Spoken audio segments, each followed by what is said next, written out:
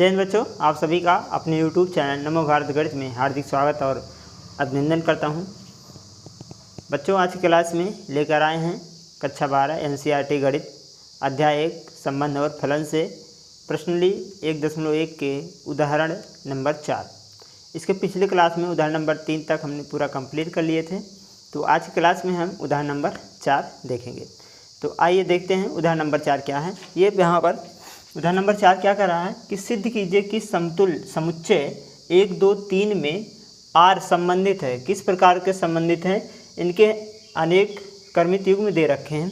Are है संबंधित है 1, 1 से 2, 2 से 3, 3 से 1, 2 से 2, 3 से, इस प्रकार से है।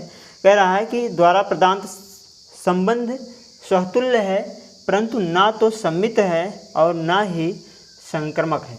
मतलब ये जो हमारे पास जो संबंध दे रखा है, ये कह रहा है ये सहतुल्य है, सिद्ध करिए कि ये सहतुल्य है, परंतु ये भी सिद्ध कीजिए ना तो सम्मित है और ना ही संक्रमक है।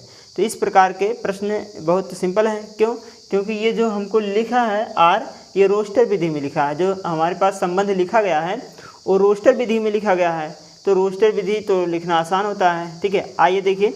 सबसे पहले हमने यहाँ पर तीनों विधि बता दिए थे। पहले में क्या होता है, अगर अगर ए जो है बिलोंग करे आर में, तो और ए किस में हो, सभी ए के समुच्चय हो, तो वहाँ पर क्या होता है, स्वतुल्य होता है। अगर ए बी युग्म जो है ए बी बिलोंग करे आर में, तो फिर उसका उल्टा, यहाँ ए बी है, यहाँ बी ए बिलोंग करे किस में, आर में, तो वहाँ पर क्या होता है, सम्मिति होता है। अगर तीसरा पॉइंट, अगर ए बी बिलोंग करे आर में और बी सी बिलोंग करे आर में, तो बी बी को हटाओ, बचे ए सी जो है बिलोंग करेगा आर में, ये होता है संक्रमक संबंध। ठीक है, तो तीनों संबंध सबसे पहले आपको जानकारी होनी चाहिए अच्छी तरह से, तभी हम सवालों को आगे कर पाएंगे। आइए सवाल को सॉल्व करते हैं।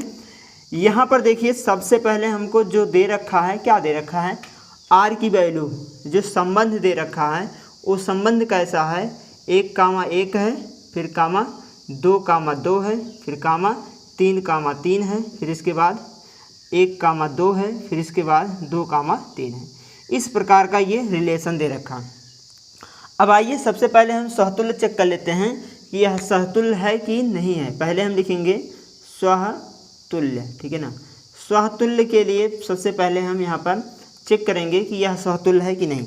अब सहतुल्य के लिए हमने बताया था कि इसमें अगर 3 एलिमेंट है तो तीनों एलिमेंट का तीनों एलिमेंट से संबंध होना चाहिए। जैसे यहाँ पर 1, 2, 3 एलिमेंट है, 3 अवयव है, तो 1 का 1 से संबंध होना चाहिए, 2 का 2 से, 3 का 3 से। ठीक है, मतलब स्वयं से जो संबंध रखते हैं वही होता है स्वतुल्य संबंध। ठीक है, तो यहाँ पर देखेंगे कि 1, 1 मिल रहा है, 2, 2 मिल रहा है, 3, 3 मिल रहा है ना। इसके मतलब जो है 1, बिलोंग्स टू आर, ऐसे 2, 2 बिलोंग्स टू आर, ऐसे 3, बिलोंग्स टू आर। ठीक है, ये सब क्या कर रहे हैं आपस में, मतलब 1, 1 का संबंध जो है आर में बिलोंग कर रहा है, 2, 2 का संबंध आर में, 3, 3 का संबंध आर से, सब क्या कर रहे हैं, बिलोंग कर रहे हैं।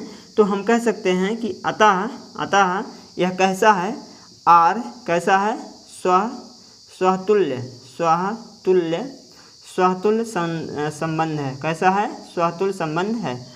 और उससे आगे की मतलब हमसे नहीं है, सिर्फ जितने एलिमेंट हैं, 1, 2, 3 एलिमेंट हैं, तीनों एलिमेंट तीनों से आपस में संबंध रख रहे हैं, इससे हमको लेने देने की ज़रूरत नहीं है, किसमें, स्वतुल्य में। अब दूसरी बात करें, दूसरा क्या है, सम्मिति संबंध। अगर हम सम्मित की बात करें, सम्मित संबंध की अगर बात करें, सम्मित संबंध, ठीक है, अगर इसकी बात करें तो इसके लिए हमने बताया है क्या करते हैं कि अगर ए बी बिलोंग करे आर में, तो इसी का अपोजिट बी ए भी बिलोंग करना चाहिए आर में, तभी जाके हम सम्मिति मानेंगे। ठीक है, तो यहाँ पर हम शुरू कहाँ से करेंगे, सम्मिति का। ठीक है, सम्मिति का कहाँ शुरू करेंगे, सबसे पहले देखेंगे कि क्या ये किसी का जो है उसी का अपोजिट है। देखो यहाँ पर 1, 1 का अगर उल्टा लिया जाए तो 1, 1 स्वयं होगा, इसके मतलब है 2, 2 का उल्टा लिया जाए, 2, 2 खुद में है, 3, 3 का उल्टा 3, 3 खुद होगा। लेकिन अगर देखो 1 और 2 का संबंध बनाएं, देखो यहाँ क्या है, 1, 2 है, तो क्या 1, 2 का उल्टा 2, 1 कहीं दिख रहा है? इस आर वाले पूरे सीरीज में, आर वाला जो संबंध हमको दे रखा है, यहाँ 1 2 है तो 1 2 का अपोजिट कहीं 2 1 है, ये हमको बताना है। ठीक है, कहीं दिख रहा नहीं दिख रहा है, इसका मतलब अगर नहीं दिख रहा है तो हम कह सकते हैं यह क्या है, सममिति नहीं है। ठीक है, तो यहाँ पर लिखेंगे कि यहाँ से यही काम लिख लेंगे जो हमको यहाँ पर दिख रहा है कि 1 कामा 2 बिलोंग, यहाँ से इम्प्लाइड है 1 कामा 2 बिलोंग्स टू आर, मतलब आर से संबंधित है 1 और 2, आर में 1 और 2 बिलोंग कर रहा है। बट लेकिन चाहे लिख दीजिए, लेकिन ऐसे लिख देते हैं, लेकिन जो 2 कामा 1 है, 2 कामा 1 नॉट बिलोंग्स टू ऐसे लिखेंगे, मतलब बिलोंग नहीं कर रहा है किसमें, आर में। ठीक है, और ऐसे ये भी है 2 और कामा 3 भी है, 2 कामा 3 भी इसी प्रकार से है, बिलोंग्स टू आर, लेकिन जो है जो हमारे पास 3 कामा 2 होना चाहिए, ये इसी का opposite not belongs to R में। ठीक है, अतः हम कह सकते हैं, क्या कह सकते हैं, आर सम्मित संबंध नहीं है, आर सम्मित संबंध नहीं है। बस कितना सिंपल है ना। अगर आपको रोस्टर विधि में, देखो रोस्टर विधि में अगर लिखा है तो लगाना बहुत ही आसान होता है ना। चलिए आइए अगला देखते हैं, तीसरा हमको संक्रमक दिखाना है। तो कह रहा है ना तो सम्मिति हो, तो सम्मिति नहीं है तो सिद्ध हो गया। कह रहा है ना तो संक्रमक हो, आइए संक्रमक देख लेते हैं। संक्रमक भी चेक कर लेते हैं, संक्रमक कैसे होगा कि नहीं होगा। अब संक्रमक के लिए हमने बताया है कि 1 और 2 का अगर ए और बी संबंधित है आर से, बिलोंग कर रहे हैं आर में, तथा बी और सी अगर बिलोंग कर रहे हैं आर में, तो जो मिल रहे हैं शुरू के लास्ट में, मतलब बी को हटाओ, ए सी बचेगा, ए सी आर में बिलोंग करना चाहिए। ठीक है, आओ वही चीज़ यहाँ पर हम चेक करेंगे। ठीक है, कैसे चेक करेंगे ये यहाँ से देखेंगे। सबसे पहले इसके लिए हम ट्रिक एक बताए थे कि सबसे पहले स्वतुल्य को हटा दो, स्वतुल्य को हटा लो, जो बचा उसी को चेक कर लो। ठीक है, तो यहाँ पर देखो स्वतुल्य ये है, इसको हटाओ, ये भी हटा, ये भी हटा, तो हमारे पास ये 2 बचे हैं। अब 2 को मिलाओ, ये देखो 2 मिल रहे हैं ना, हमको कहा इसका दूसरा घटक इसका पहला घटक मिलाओ, और बचा कौन, 1 और 3। तो 1 और 3 क्या इस सीरीज में कहीं दिख रहे हैं, 1 कामा 3 नहीं दिख रहे हैं, तो इसका मतलब यह स्वतुल्य नहीं है। ठीक है, ऐसे लिख सकते हैं। तो यहाँ पर ऐसे यही काम करेंगे कि लिखेंगे हम, क्या लिखेंगे कि 1 कामा 2 बिलोंग्स टू आर। ठीक है, 1 कामा 2 बिलोंग्स टू आर, तथा 2 कामा 3 बिलोंग्स टू आर। लेकिन हम लिख सकते हैं कि जो 2 का हटाओ, ये वाला हटा और ये वाला हटा, बचा 1 और 3। लेकिन 1 कामा 3 नॉट बिलोंग्स टू आर। ठीक है, 1 कामा 3 नॉट बिलोंग्स टू आर, इसमें 1 और 3 है, नहीं है, तो 1 कामा 3 नॉट बिलोंग टू आर में नहीं है। अतः हम कह सकते हैं, क्या कह सकते हैं, इसलिए हम क्या कह सकते हैं कि आर क्या है, संक्रमक संबंध नहीं है, संक्रमक संबंध नहीं है। बहुत सिंपल है बच्चों, बस थोड़ा से आप सब धैर्य रखिए और बढ़िया से पढ़िए। ठीक है, दिमाग लगाएंगे तो कोई दिक्कत नहीं है। ठीक है, बहुत अच्छे क्वेश्चन हैं, ये तो सिंपल क्वेश्चन है, इससे अभी अच्छे क्वेश्चन आएंगे। ठीक है, तो ये था हमारा उदाहरण नंबर 4। अगला उदाहरण देखते हैं, उदाहरण नंबर 5। तो अगला उदाहरण है बच्चों, आइए देखो उदाहरण नंबर 5, बहुत इंपॉर्टेंट उदाहरण है। इसको आप वेरी मोस्ट इम्पॉर्टेंट इस पर लगा लीजिए, एग्जाम में बहुत बार पूछा गया है, वो आता भी है इस टाइप के सवाल को। आइए यहाँ उदाहरण नंबर 5 क्या कह रहा है, कह रहा है कि सिद्ध कीजिए कि पूर्णांकों के समुच्चय जड़ में, जड़ क्या है, एक पूर्णांक है, जड़ क्या है, पूर्णांकों के समुच्चय जड़ में आर बराबर, आर इस प्रकार संबंधित है कि ए कामा बी इस प्रकार है, सच दैट इस प्रकार है कि संख्या 2 ए माइनस बी को विभाजित करती है। जो संख्या 2 है ए माइनस बी को विभाजित करती है, मतलब ए कामा बी का जो पेयर बन रहा है वो पेयर इस प्रकार रहेगा कि संख्या 2 ए माइनस बी को विभाजित करती है। जितना पेयर ए कामा बी बनेगा, दोनों को घटाने पर, 2 से भाग करने पर वह विभाजित हो जाएगी, पूर्णतः विभाजित होगी, तब जाके हमारा पूर्णांक बनेगा। ठीक है, जब कोई भाग पूरा चला जाता है तो वहाँ पर पूर्णांक बनते हैं, मतलब पूर्ण भाग बनता है ना। तो यहाँ पर क्या है कि द्वारा प्रदत्त संबंध स्वतुल्य है। हमको क्या दिखाना है, स्वतुल्य दिखाना है। स्वतुल्य का मतलब हमको तीनों सिद्ध करना पड़ेगा। कौन कौन सा? तीनों समतुल्यता सिद्ध करना है। तुल्यकत के लिए हमको तीनों सिद्ध करना पड़ेगा, स्वतुल्य भी, सममिति भी और संक्रमक भी, तीनों हमको सिद्ध करना पड़ेगा। ठीक है, तो आइए सबसे पहले यहाँ पर देखिए, यहाँ पर क्या कौन सा विधि दे रखा है? समुच्चय निर्माण विधि है। अगर रोस्टर विधि दिया होता तो हम देख कर ही बता सकते हैं, लेकिन यहाँ पर कैसे काम करेंगे आइए देखते हैं, सॉल्व करेंगे। सबसे पहले हम क्या लिखेंगे? पहले तो हम चेक कर लेते हैं तुल्यता के लिए। तुल्यता के लिए क्या होगा? स्वतुल्य के लिए, स्वतुल्य के लिए अगर हम स्वतुल्य के लिए देखें तो स्वतुल्य में हमने बताया है कि स्वयं का स्वयं से तुलना करना। किसका? स्वयं का स्वयं से तुलना करना है। जैसे यहाँ पर क्या है कि ऐसे यहाँ पर क्या है कि जैसे मान लीजिए हमारे पास दो समुच्चय हैं, एक ए है और दूसरा भी क्या है? ए है। एक एलिमेंट है, यहाँ पर क्या है? सभी पूर्णांक हैं। मान लेते हैं 1 2 3 4 5 ये सब पूर्णांक है, सोआन ऐसे 1 2 3 4 5 यही सब क्या है? सोआन पूर्णांक है सभी। तो इसमें कह रहा है कि ए का बी से घटाने पर और 2 से भाग करने पर पूर्ण संख्या बनना चाहिए। तो अगर बताओ एक में से एक घटाएं तो 1 - 1/2 करें तो बताओ 0/2 बराबर 0 आएगा कि नहीं? और 0 क्या है? एक पूर्णांक संख्या है ना। अगर हम बात करें 2, 2 का तब भी 0 आएगा। तो 2 - 2 करोगे और भाग करोगे 2 से तो 0/2 का मतलब कितना आएगा? 0 आएगा। 0 भी एक पूर्ण है। ठीक है, अगर हम 3, 3 और 4 सभी हो जाएंगे, लेकिन अगर बताइए हम ऐसा कर लें कि 2, 3 में करें, 2, 3 करें तो 2, 3 करेंगे तो -1 आएगा और 1 में 2 से भाग करने पर 0.5 आएगा और यह पूर्ण संख्या नहीं है। ठीक है, तो हमको सिर्फ क्या दिखाना है? पूर्ण संख्या दिखाना है। तो वही संख्या लेंगे जो दोनों को घटाने पर, 2 से भाग करने पर, मतलब ए के एलिमेंट से बी के एलिमेंट को घटाने पर और 2 से भाग करने पर पूर्णता प्राप्त हो जाए, पूर्ण संख्या प्राप्त हो जाए, तो उन्हीं एलिमेंटों को हमको क्या करना है? सीरीज में लेने हैं। ठीक है, तो यहाँ पर हम रोस्टर विधि नहीं बनाएंगे, बल्कि सिर्फ ऐसे चेक कर लेते हैं कि अगर हम ए को ए से घटाने पर, मतलब स्वयं को, दो हैं, एक ए है एक बी है, अगर हम ए को ए से घटाएं तो ए में से ए गया कितना आएगा? 0 आएगा। जैसे समझो, अगर हम ए में से ए को घटाएं और 2 से भाग करें तो 0/2 होगा, मतलब 0 आएगा। 0 एक पूर्ण संख्या है कि नहीं? 0 क्या है? एक पूर्ण संख्या है। तो इसके मतलब यह स्वयं का स्वयं से तुलना करने पर और 2 से विभाजित करने पर, 2 संख्या से विभाजित किया जाए तो उसका पूर्णांक क्या बनता है? वो संख्या जो प्राप्त होती है वो पूर्ण संख्या प्राप्त होती है। इसके मतलब यह सर्टिफाइड कर रहा है, तो यह स्वतुल्य होगा। ठीक है, वही काम करेंगे। तो यहाँ पर लिखेंगे कि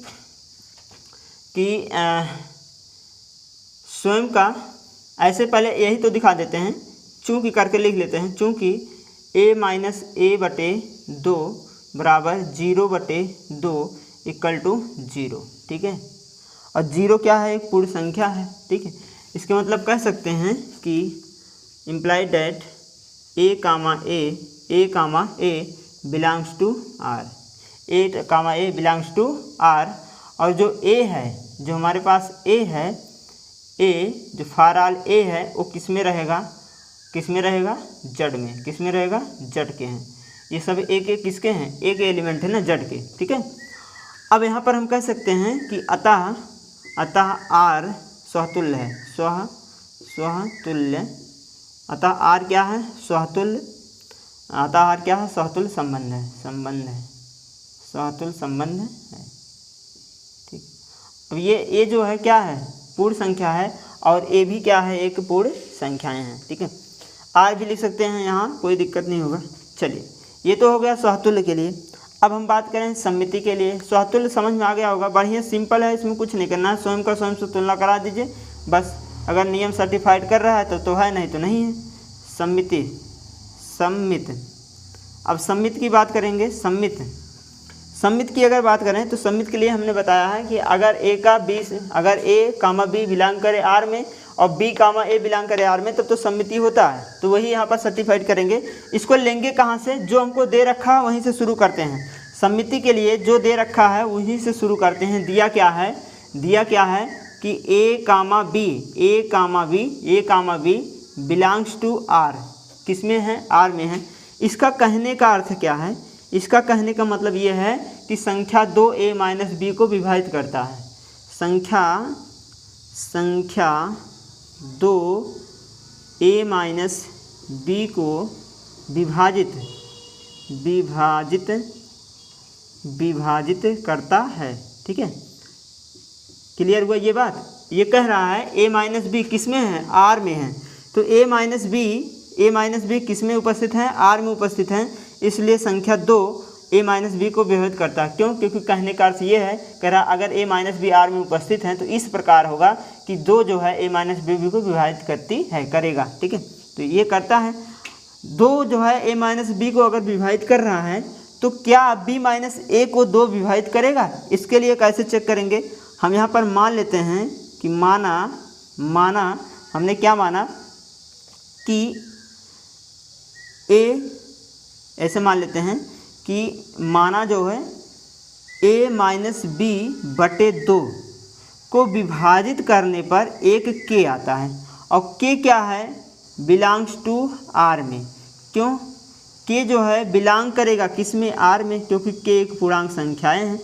ठीक है, जब पूर्णतः 2 से भाग चला जाता है तो क्या आता है, पूर्णांक संख्याएं आते हैं।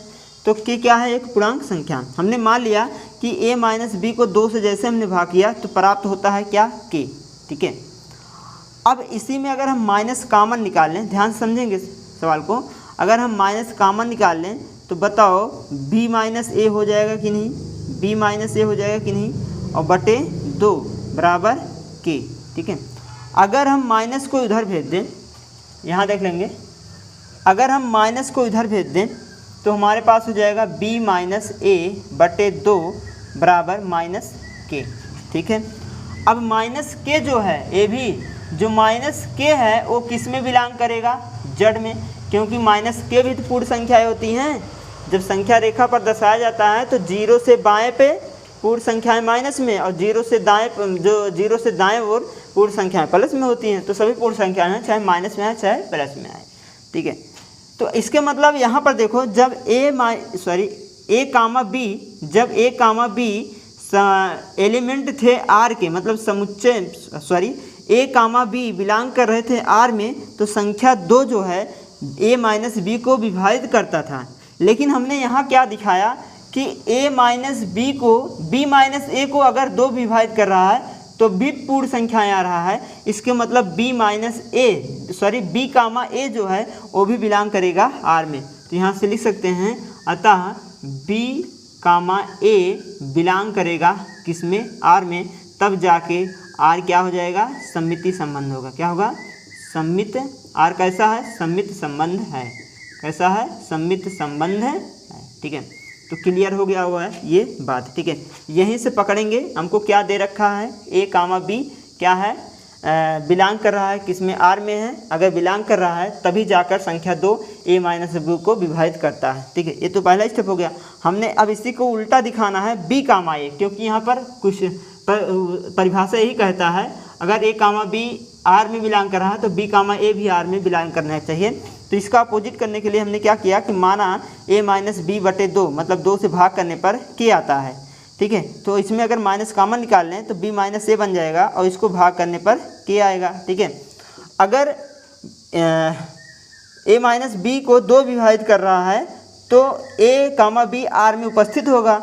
अगर यही b माइनस ए को 2 विभाजित कर रहा है तो ये b कामा a भी किस में होगा, r में उपस्थित होगा। बस वही हमने यहाँ पर दिखा दिया। चलिए अगला स्टेप है, तीसरा देख लेते हैं, संक्रमक। ठीक है,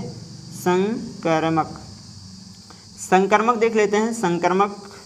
संक्रमक थोड़ा टफ होता है। ठीक है, लेकिन अगर ध्यान से समझेंगे तो कोई दिक्कत नहीं होगा। अब हमने बताया है कि संक्रमक के लिए क्या होता है कि a कामा b बिलोंग करे r में, फिर b कामा c बिलोंग करे r में।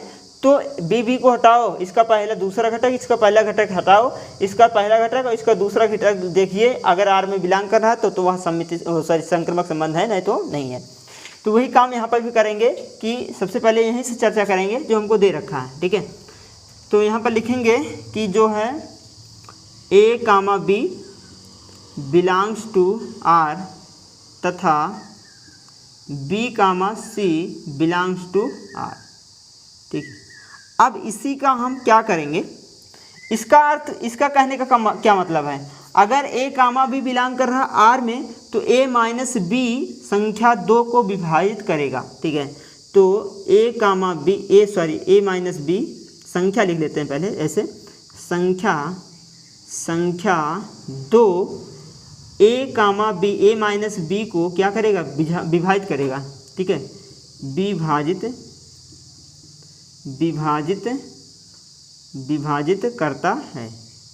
विभाजित करता है, ठीक है। थोड़ा यहाँ पर जगह की प्रॉब्लम है, इसलिए इसको हम इस प्रकार से कर लेते हैं, इसको ध्यान से देख लीजिएगा, ठीक है। करता है तथा अब यहाँ देखिए, अगर a कामा b बिलोंग कर रहा आर में तो 2 जो है a माइनस बी को विभाजित कर रहा है, तथा अगर b कामा c बिलोंग करे आर में, इसका मतलब b माइनस सी भी विभाजित होगा। तो यहाँ पर लिख सकते हैं कि तथा b माइनस सी संख्या पहले ले लेते हैं, संख्या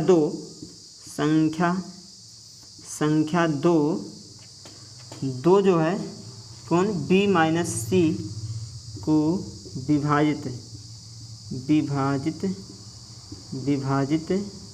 करता है। अगर यह कंडीशन सही है तो बताओ, अगर a माइनस बी विभाजित करे r को, देखो यहीं पर हमने कहा भी a minus B belong r में और b माइनस सी कामा लगा लीजिए ऐसे, इस प्रकार से बिलोंग्स टू r में। तो हमने कहा कि b को हटाओ और a कामा c आना चाहिए और ये बिलोंग करे r में। तो हमको यहाँ से क्या दिखाना पड़ेगा कि a कामा c बिलोंग करे किस में, r में, तब जाके यहाँ पर हम संक्रामक संबंध दिखा सकते हैं।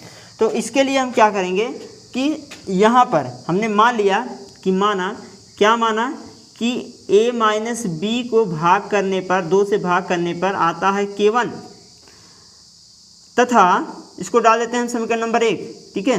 इसको डाल दीजिए समीकरण नंबर 1। अगर हम b माइनस सी को भाग करें 2 से तो आता है k2, ये हमने मान लिया, ठीक है। अगर ये आ रहा है तो जाहिर सी बातें हैं, हम ये कह सकते हैं कि अगर 1 और 2 को जोड़ लिया जाए, ये समीकरण नंबर 2 हो गया। समीकरण 1 और 2 की अगर हम जोड़ लें, समीकरण 1 और 2 को जोड़ने पर तो लिखेंगे समीकरण 1 और प्लस 2, दोनों को जोड़ो तो होगा a माइनस बी बटे 2 और प्लस b माइनस सी बटे 2 और बराबर हो जाएगा k1 प्लस k2। हमने क्या किया, बाएं को बाएं के साथ जोड़ लिया, दाएं को दाएं के साथ जोड़ लिया। अब बताओ, अगर इसको सॉल्व करें तो बताओ सभी में क्या है, 2 है एलसीएम में, तो यहाँ से b कैंसिल हो जाएगा, आएगा कितना a माइनस सी, और ये किसके k1 प्लस k2 को, और ये किस में है k1 और प्लस k2 क्या है, एक पूर्णांक है और ये बिलोंग करेगा किस में, जड़ में, ठीक है। हमको पता है कि ये हमने क्या लिया है कि k1 k2 किस में बिलोंग कर रहा है, r में, सॉरी जड़ में, क्योंकि जड़ क्या है, एक पूर्णांक संख्या यहाँ पर हमने माना है, ठीक है। तो 2 से भाग करने पर पूर्णांक संख्या k1, ये भी पूर्णांक संख्या k2। अगर 2 पूर्णांक संख्याओं को जोड़ लिया जाए तो भी पूर्णांक संख्याएं ही आएंगी, चाहे जितने पूर्णांक संख्याएं, चाहे 7 5 को जोड़ो, सॉरी कोई भी पूर्णांक संख्या है, जैसे मान लीजिए 1 2 जोड़ लीजिए तब भी कितना आएगा, 3 आएगा, ये भी पूर्णांक संख्या है। चाहे 2 3 जोड़ लीजिए 5 आया तब भी पूर्णांक संख्या है। तो 2 पूर्णांक संख्याओं को जोड़ने पर पूर्णांक संख्याएं ही प्राप्त होते हैं, ठीक है, ये याद रखिए। अब बताओ यहाँ से, अब समझ में आ गया होगा कि जब संख्या 2 a माइनस बी को विभाजित करता था तब a कामा b बिलोंग करता था r में, लेकिन जब b माइनस सी, संख्या 2 b माइनस सी को विभाजित कर रहा था तब भी बिलोंग कर रहा था किसमें, BC बिलोंग कर रहा था R में। अब बताओ a माइनस सी अगर बिलोंग कर रहा है, अगर भाग कर रहे हैं 2 से तो भी पूरा विभाजित हो जा रहा है, तो इसके मतलब a कामा सी भी बिलोंग करेगा किसमें, R में। बस यही इतना बात हम समझाना चाहते थे। तो यहाँ पर कह सकते हैं कि इम्प्लाई डैट कि a कामा सी बिलोंग करेगा किसमें, R। पहले इसके बातों को लिख लेते हैं फिर लिखेंगे। तो यहाँ पर लिख देंगे कि a माइनस सी, ए संख्या, पहले संख्या 2 जो है ऐसे लिखेंगे, संख्या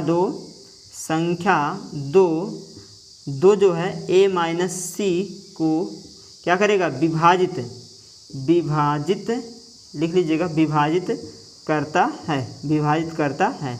तो हम कह सकते हैं कि क्या कह सकते हैं कि इसके मतलब जो ए कामा सी है ए भी बिलोंग करेगा किसमें, आर में। अब बताओ कि पहले ये तथा ये बिलोंग करता था आर में, तो हमने दिखा दिया कि बी कामा सी भी बिलोंग करेगा आर में। तो हम कह सकते हैं कि आर कैसा है, आर संक्रमक, आर संक्रमक संबंध है। आर कैसा है, संक्रमक संबंध है। ठीक है, आर संक्रमक संबंध है। तो अगर तीनों संबंध है, देखो तीनों सहतुल्य भी है और संक्रमक भी है और सममिति भी है, इसका मतलब ये कैसा हो जाएगा, अतः हम कह सकते हैं यह सहतुल्य है। क्या है, सॉरी तुल्यता है। अतः यह क्या है, तुल्यता संबंध है। कैसा है, तुल्यता संबंध है। ठीक है, कैसा है, तुल्यता संबंध है। जब तुल्यता संबंध होता है तो तीनों बराबर, मतलब तीनों फॉलो करते हैं। ठीक है, तो यहाँ पर तुल्यता पूछा है, तो यह अतः क्या हो गया, तुल्यता संबंध हो गया। ठीक है, बहुत इंपॉर्टेंट क्वेश्चन है बच्चों, इसको एक बार दो बार रिपीट जरूर कर लीजिएगा। ठीक है, चलिए अगला उदाहरण देखते हैं, उदाहरण नंबर 6। तो अगला उदाहरण है दोस्तों उदाहरण नंबर 6। आइए उदाहरण नंबर 6 देखते हैं।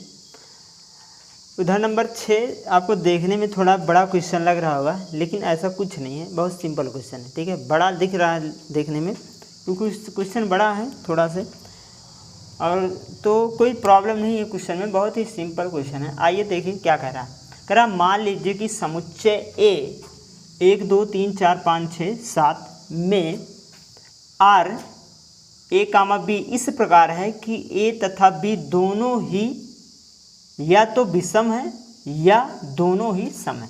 ठीक है, अपने से लेने का मतलब क्या है, इन्हीं से मतलब है। ठीक है, ये क्या कहने का क्या तात्पर्य है इसका, इससे मतलब है, और हमको ये क्या दे रखा है, समुच्चय, इससे मतलब है। ठीक है, अब क्या सिद्ध करना है वो देख लेते हैं। द्वारा परिभाषित एक संबंध है तो सिद्ध कीजिए। क्या सिद्ध करना है कि आर एक तुल्यता संबंध है। हमको क्या दिखाना है, तुल्यता संबंध दिखाना है। साथ ही सिद्ध कीजिए और सिद्ध करना है कि उप समुच्चय 1 2 3 7 के सभी अवयव एक दूसरे से संबंधित हैं और समुच्चय 2 4 6 के सभी अवयव एक दूसरे से संबंधित है, परंतु समुच्चय 1 3 5 7 का कोई भी अवयव समुच्चय 2 4 6 के किसी भी अवयव से संबंधित नहीं है। ये भी हमको दिखाना पड़ेगा। ठीक है, तो आइए सबसे पहले हम स्वतुल्य को दिखा लेते हैं, सॉरी तुल्यता को दिखा लेते हैं, फिर आगे बढ़ते हैं। ठीक है, तो सॉल्व करते हैं, सॉल्यूशन हल। अच्छा, इसमें हमको क्या करना है, इस देखिए जो हमारे पास ये समुच्चय दे रखा है वो है 1 2 3 4 5 6 7। ठीक है, इसमें सम भी है और विषम भी है। ठीक है, लेकिन इसमें कहने का अर्थ है अगर ए और बी दो युग्म है, ए कामा बी अगर युग्म है तो इस प्रकार होंगे कि ए तथा बी दोनों ही या तो सम होंगे या तो विषम। मतलब जो हमारे पास पेयर बनेगा, युग्म जो बनेगा, जैसे 1 2 3 4 5 6 7, ये हमारे पास जो मतलब समुच्चय है, इसमें का जो युग्म बनेगा या तो दोनों सम ही रहेगा या तो दोनों सम ही रहेगा या तो दोनों विषम ही रहेगा।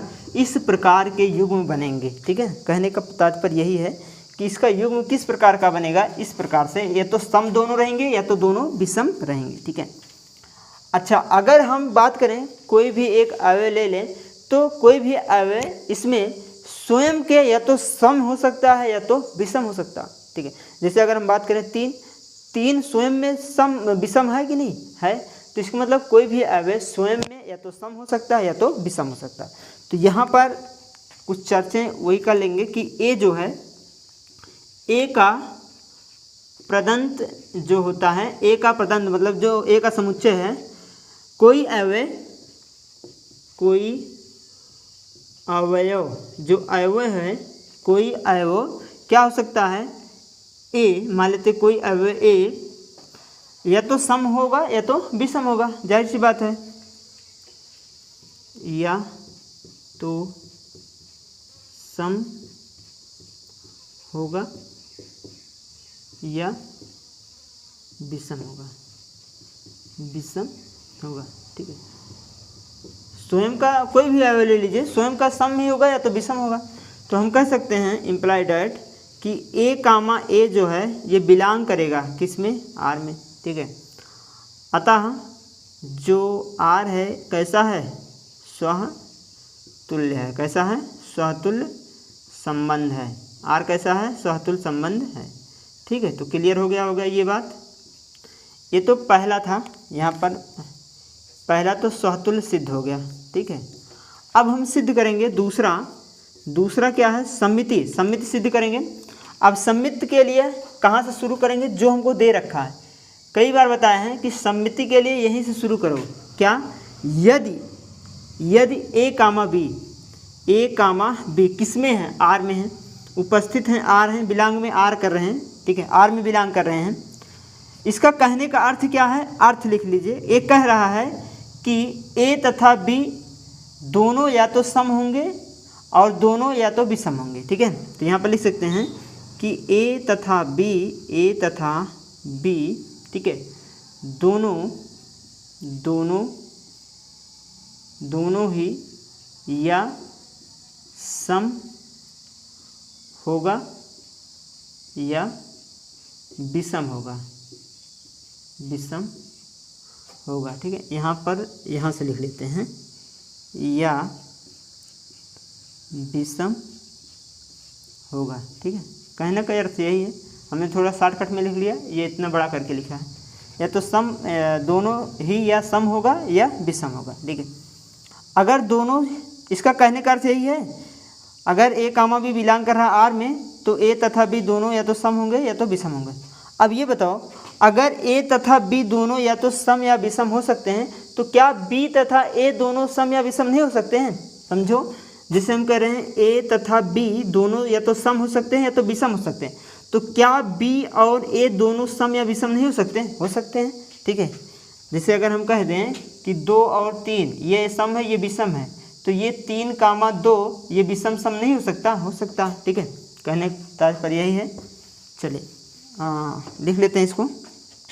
आगे क्या लिखेंगे, तब जाके इस प्रकार से क्या हो जाएगा कि बी तथा ए दोनों ही क्या होंगे, या सम होगा या क्या होगा, विषम होगा। कैसा होगा, या विषम होगा। ठीक है, तो हम कह सकते हैं कि क्या कह सकते हैं, यहाँ से थोड़ा लिख लेते हैं, जगह तो थोड़ा कम है पर यहीं एडजस्ट कर लेते हैं। हम क्या कह सकते हैं कि B comma A belongs to किस में, आर में। अगर बिलोंग्स कर रहा है तो आर कैसा है, सम्मिति है। आर कैसा है, सम्मित संबंध है। कैसा है, आर एक सम्मित संबंध है। ये तो हमने 2 सिद्ध कर दिया। अब तीसरा आ जाइए, संकर्मक सिद्ध करते हैं। संकर्मक के लिए हमने क्या कहा है कि अगर ए बी बिलोंग करे आर में और बी सी बिलोंग करे आर में, तो बी बी को हटाओ, ए और सी बचा, ए सी बिलोंग करना चाहिए आर में, तो सम्मिति है। नहीं तो क्या होगा, अगर ए और सी बिलोंग कर रहे हैं आर में, तब तो क्या होगा, संक्रमक होगा, नहीं तो नहीं होगा। ठीक है, चलिए इसको दिखा लेते हैं।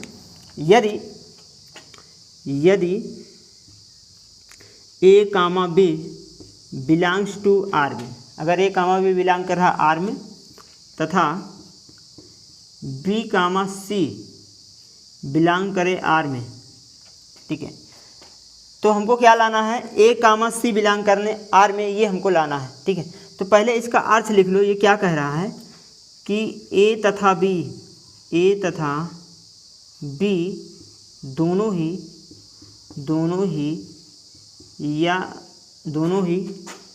या तो सम होंगे या तो सम, दोनों ही या तो सम होंगे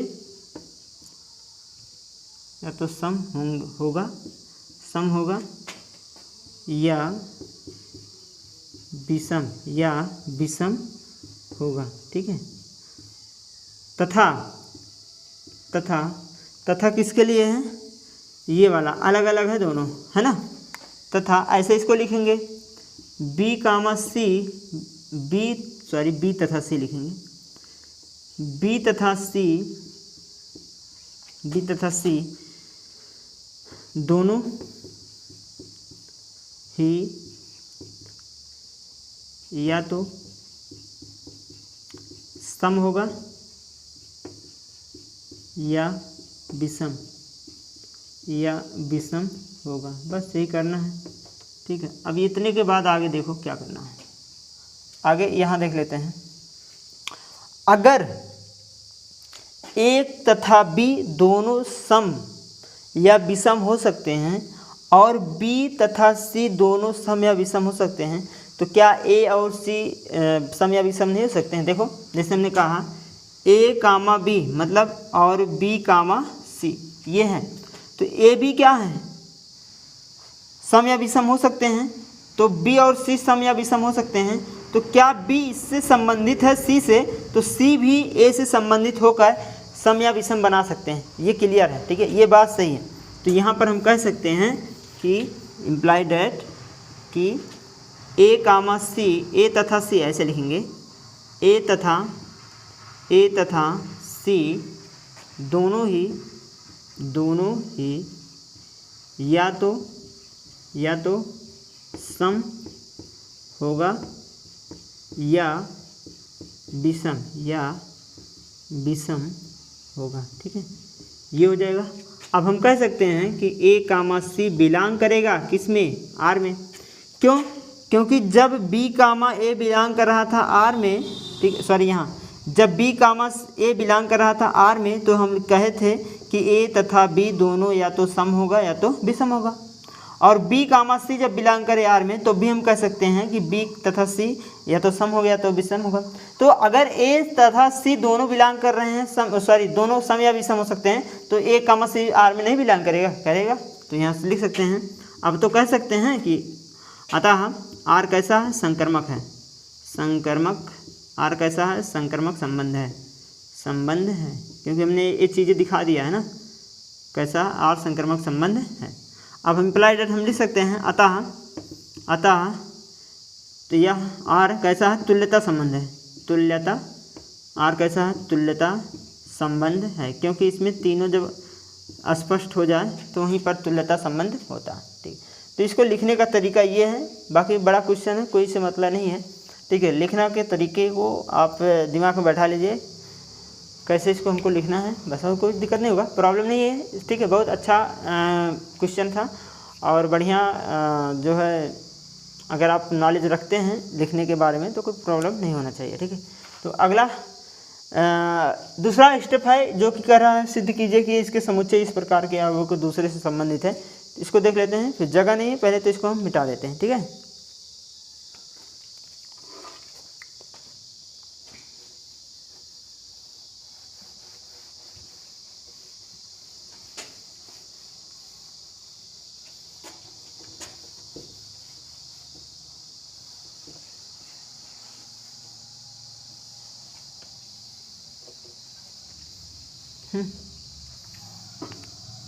चलिए अब इसमें देखो क्या कह रहा है कि ये कहने का क्या कारण है इसका? कह रहा है कि साथ ही सिद्ध कीजिए समुच्चय 1, 3, 5, 7 के सभी अवयव एक दूसरे से संबंधित हैं। अब कहने का क्या कारण है कि जो एक है समुच्चय, ठीक है, इसको ध्यान से समझिएगा। समुच्चय जो 1, 3, 5, 7 है के सभी अवयव एक दूसरे से संबंधित हैं, संबंध है, ठीक है, एक दूसरे से संबंध है, ठीक है, एक दूसरे से क्या है? संबंध है। मतलब जो समुच्चय 1, 3, 5, 7 है एक दूसरे से संबंध है। क्यों संबंध है? क्योंकि सभी विषम है। हमने युग्म बताया था, या तो युग्म विषम का बन सकता है, तो सम का बन सकता है। तो अगर इसमें से लिया जाए तो विषम का ही बनेगा, चाहे 1, 3 लो, चाहे 3, 5 लो, चाहे 2, 7 लो, चाहे 7, 1 लो, चाहे जो भी इस संख्या में से लीजिए, तो यह युग्म कैसा बनेगा? विषम ही बनेगा। इसका मतलब यह समुच्चय जो है सभी अवयव से एक दूसरे से संबंधित है। क्यों संबंधित है? कि क्योंकि सभी अवयव कैसा है? विषम है, बस, ठीक है। तभी तो संबंधित हो पाएगा, क्योंकि सभी विषम है, इसलिए आपस में युग्म बना लेंगे विषम का। सम की जरूरत ही नहीं यहाँ पर।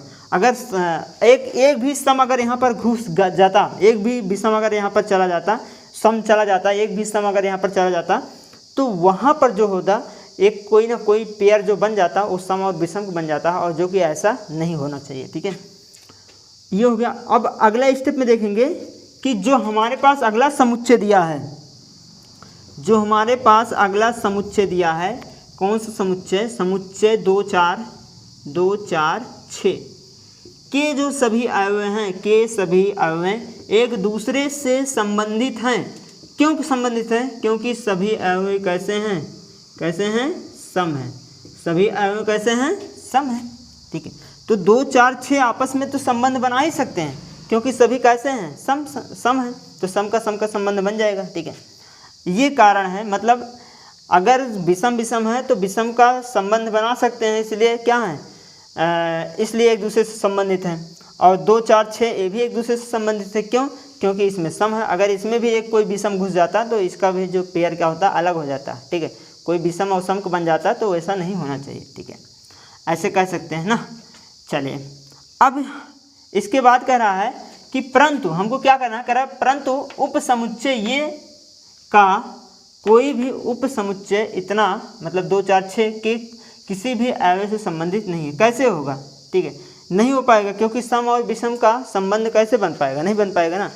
तो हम कह सकते हैं, क्या कह सकते हैं कि जो 1 3 5 7 के कोई भी अवयव, इतने मतलब जो हमारे पास एलिमेंट हैं, अवयव दे रखे हैं, कोई भी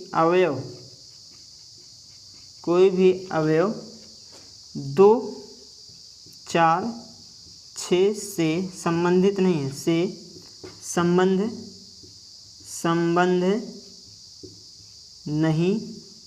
संबंध नहीं होंगे। क्योंकि जो 5 7 ये क्या है? विषम है। कैसा है?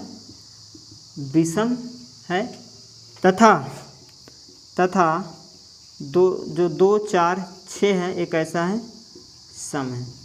बस इतना ही लिखने की ज़रूरत है, बाकी कोई प्रॉब्लम नहीं है। ठीक है, हमने क्या लिखा ये यहाँ पर स्टेप बाय स्टेप हमने यहाँ पर बता दिया और समझा दिया। ठीक है, और ऐसे विशेष खास ये क्वेश्चन नहीं है, बाकी क्वेश्चन तो बड़ा ही दिख रहा है ना। तो ये था उदाहरण नंबर 6 दोस्तों। पर्सनली 1.1 में कुल उदाहरण 6 ही उदाहरण थे, और 6 का हमने यहाँ पर सलूशन कर दिया है। तो आज क्लास बस यहीं तक। अगर ये क्लास आपको अच्छा लगा हो तो एक बार लाइक और सब्सक्राइब शेयर ज़रूर करिएगा, और क्लास में अगर कोई प्रॉब्लम है तो कमेंट करके ज़रूर बताएं। जय हिंद बच्चों, धन्यवाद।